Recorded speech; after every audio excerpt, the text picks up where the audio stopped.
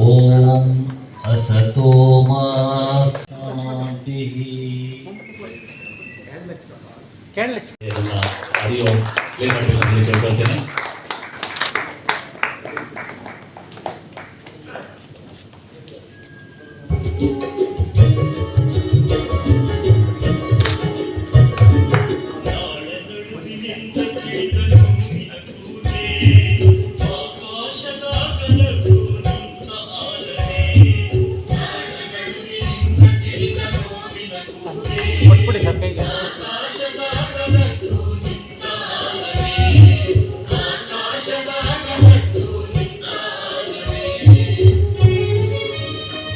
Sarakit.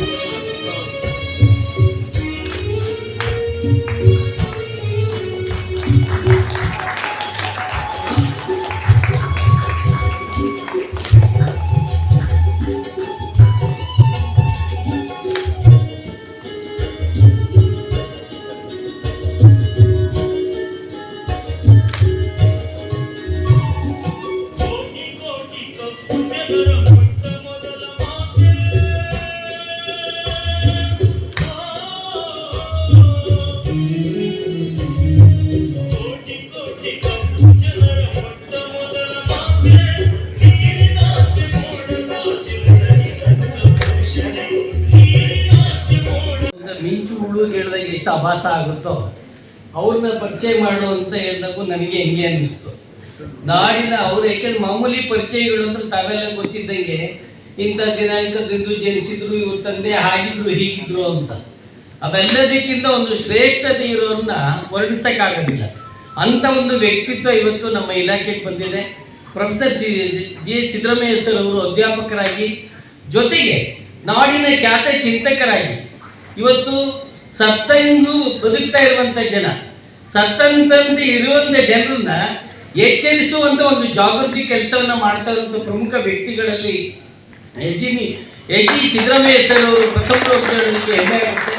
ಈ ನಾಡಿನಲ್ಲಿ ಎಲ್ಲೇ ರೈತರ ಮೇಲೆ ದೌರ್ಜನ್ಯ ಆಗಲಿ, ಎಲ್ಲೇ ಮಹಿಳೆಯರ ಮೇಲೆ ದೌರ್ಜನ್ಯ ಆಗಲಿ, ಎಲ್ಲೇ ತಳ ಸಮುದಾಯದವ್ರ ದೌರ್ಜನ್ಯ ಆಗಲಿ, ಎಲ್ಲಿ ಅನ್ಯಾಯ ಕಂಡಾಗ ಅನ್ಯಾಯದ ವಿರುದ್ಧ ಒಂದು ಧ್ವನಿ ಇದೆ ಅಂದರೆ ಆ ಧ್ವನಿಯನ್ನು ನೀಡುವುದರಲ್ಲಿ ಪ್ರಥಮರಾಗಿರುವಂಥವ್ರು ಎಚ್ ಡಿ ಸಿದ್ದರಾಮಯ್ಯರು ಅಂತ ಹೇಳೋದಕ್ಕೆ ಇಷ್ಟಪಡ್ತೀನಿ. ಮತ್ತು ಪರಿಶಿಷ್ಟ ವರ್ಗದ ನೌಕರರ ಕ್ಷೇಮಾಭಿವೃದ್ಧಿ ಸಂಘದ ಕೃಷಿ ಆಯುಕ್ತಾಲಯ ಇವರು ಹಮ್ಮಿಕೊಂಡಿರ್ತಕ್ಕಂಥ ಈ 3 ಜನ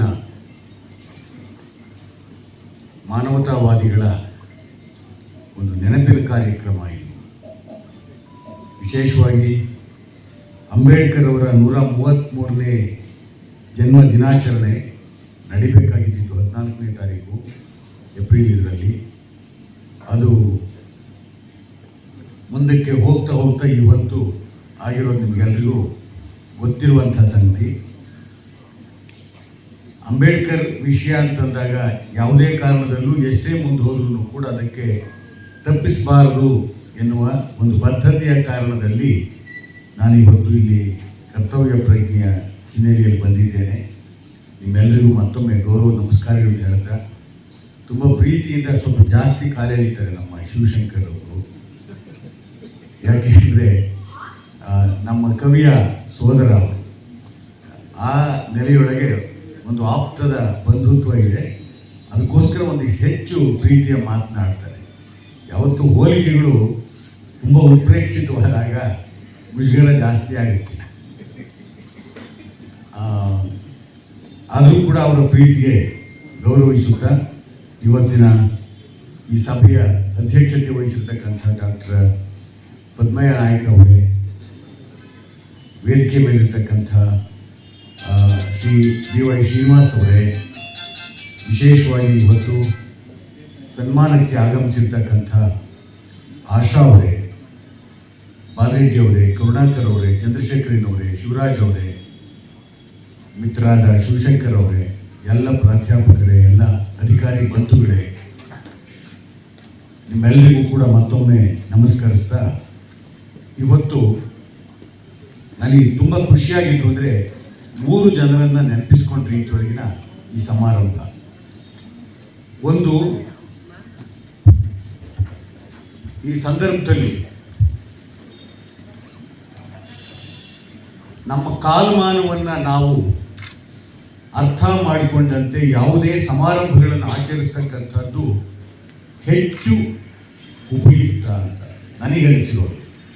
ಯಾಕೆ ಹೆಚ್ಚು ಉಪಯುಕ್ತ ಅಂತ ಹೇಳ್ತಾ ಇದ್ದೀನಿ ಅಂತಂದರೆ, ಪ್ರತಿಯೊಂದು ಸಮಾರಂಭವೂ ಕೂಡ ಅದರಲ್ಲಿ ಭಾಗವಹಿಸುವ ಕಾರ್ಯಕರ್ತರಿಂದ ಹಿಡಿದು ಭಾಗವಹಿಸುವ ವೇದಿಕೆಯ ಸಮಸ್ತರನ್ನೂ ಒಳಗೊಂಡ ರೀತಿಯೊಳಗೆ ಆತ್ಮಾವಲೋಕನಕ್ಕೆ ಒಳಗು ಮಾಡಿಕೊಂಡಂತೆ ನಾವು ಕಾಲವನ್ನು ಎದುರುಗೊಳ್ಳುವಂಥ ಒಂದು ಪರಿಸ್ಥಿತಿಯೊಳಗಿದ್ದೇವೆ.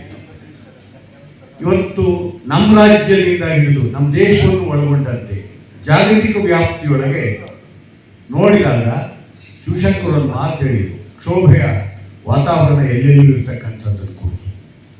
ನಮ್ಮ ರಾಜ್ಯದೊಳಗಿನ ಕ್ಷೋಭೆಯನ್ನು ನೋಡ್ಕೊಂಡು ಬನ್ನಿ.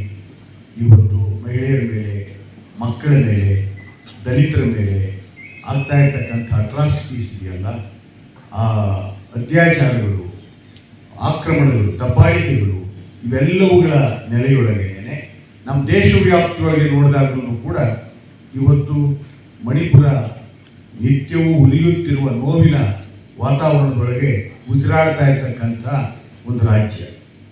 ಅದೇ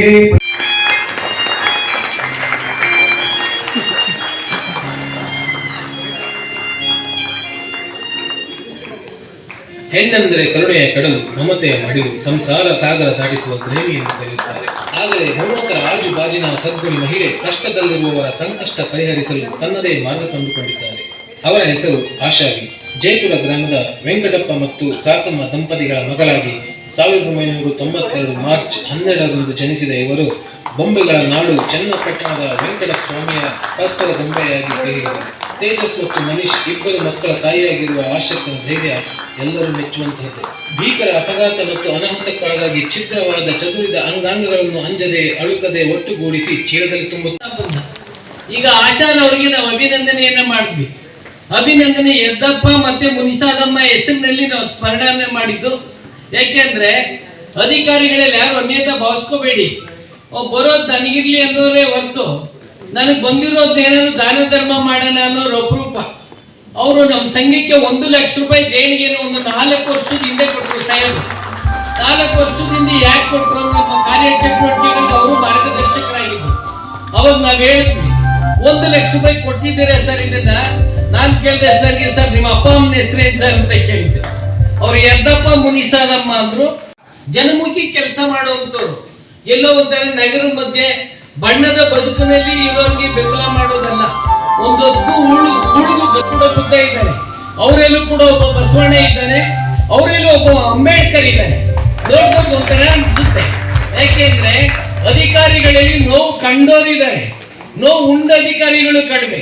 ಅದು ನೋವನ್ನ ಅಪಾರವಾಗಿ ಉಂಡು ನೋವನ್ನ ಕಂಡಿರುವಂತ ಮಾನವೀಯ ಅಧಿಕಾರಿ ನಮ್ಮ ಶ್ರೀನಿವಾಸರು. ಇದು ನಮ್ಮ ಇಲಾಖೆ ಅದೃಷ್ಟ. ಇವತ್ತಿನ ಆಯುಕ್ತರು ಬಂದಿದ್ರೆ ಚೆನ್ನಾಗಿತ್ತು, ಅವರು ಕೂಡ ಅಷ್ಟೇ.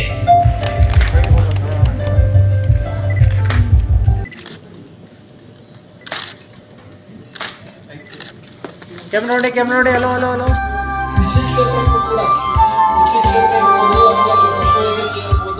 ಎಲ್ಲ ನಮ್ಮ ವಿವಿಧ ಈಗೇನು ಸಂಸ್ಥೆಗಳೇನಿದ್ದಾವೆ ಅವುಗಳು ಆಗ್ಬೇಕಂತ ಹೇಳಿದ್ರು ಕೂಡ ಅವರ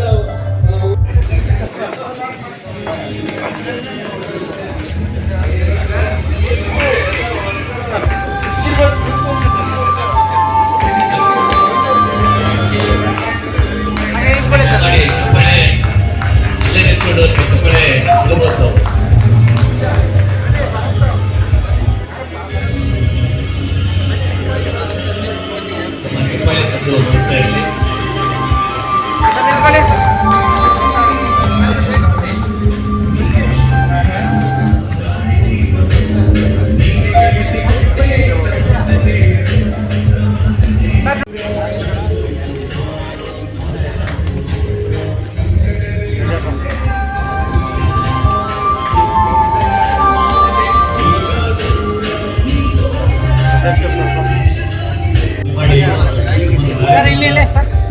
ಕಡೆ ಏನಾದ್ರು ಬೇಕು ಅಂತ ಹೇಳಿ